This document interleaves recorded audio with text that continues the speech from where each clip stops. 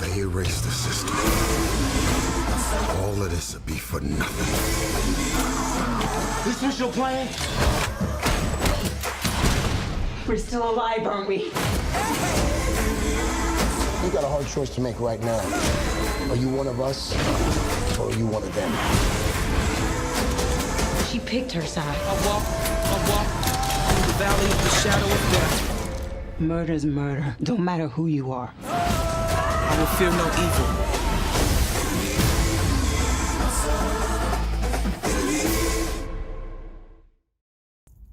What's going on, everybody? I am here to do a review for the movie Black and Blue. When I first saw the trailer for this movie, I said, you know what? I was kind of on the fence whether or not I was going to see it or not, but as time grew closer and closer, I said this is a movie that I definitely will want to check out, because it talks about something in America, especially with the corruption of these police departments, that usually doesn't get told on film from a certain perspective.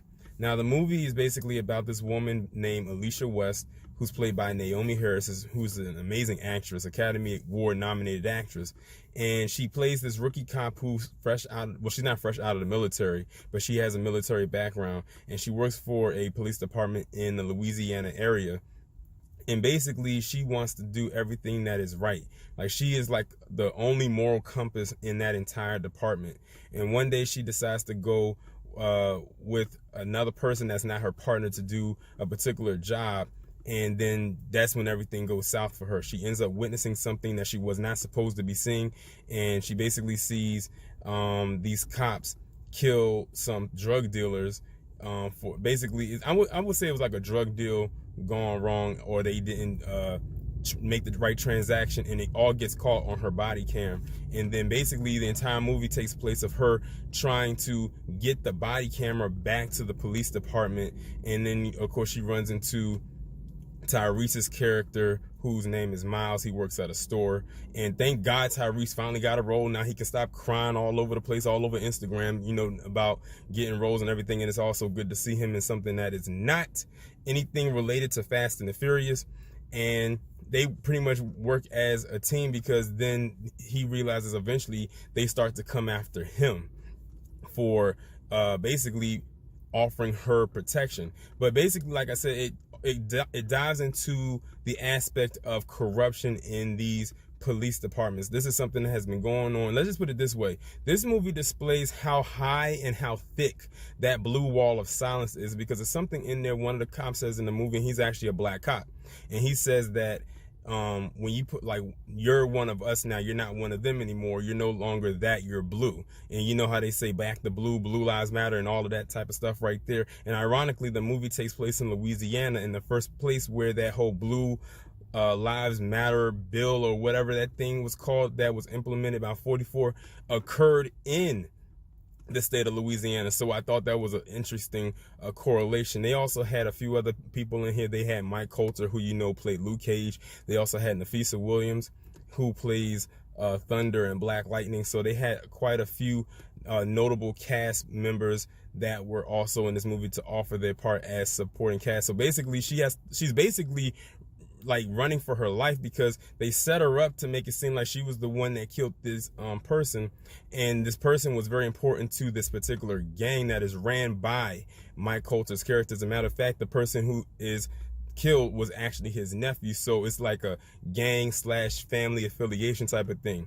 So they set her up to make it seem like she was the one that did it, but she has to literally try to convince people that it wasn't her that did it. She has to get the body camera back to the department, but the whole department literally is against her, all because of that body cam footage of something she wasn't supposed to see. So they're trying to kill her just to get this body cam footage and erase what she saw on there. Like I said, she's the only moral compass in that entire department, as she sees it, because she can't trust anybody. The only person she could trust in this whole movie was Tyrese's character, for the most part, because he was the only one that would believe her after a little bit of convincing, and that was the only one that she felt could also protect her at the same time. But let me not get it wrong, she also held her own. Like I said, she had a military background, so she was definitely kicking ass in this movie as well. She was like no slouch by any means. They did not Mary Sue her character. She did get beat up a few times. She took her bangs and everything like that,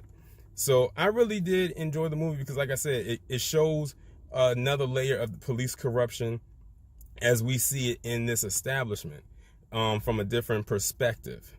But that's pretty much my review of Black and Blue. It's a pretty short review, more shorter than my other ones, but it's pretty self-explanatory. I like how the movie was pacing. I like the storyline of it.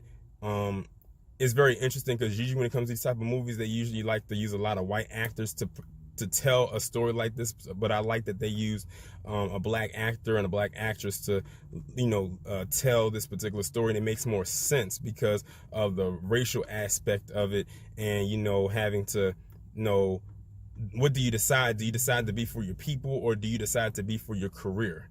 And it's like, it's a double-edged sword, because it's like the career will pay the bills, but your people will have your back if you do what is supposed to be done and don't turn your back on them. So it's amazing how all of that occurs. Like, it's like the streets wasn't on her side at one point, because whenever they see that uniform, they automatically smell danger.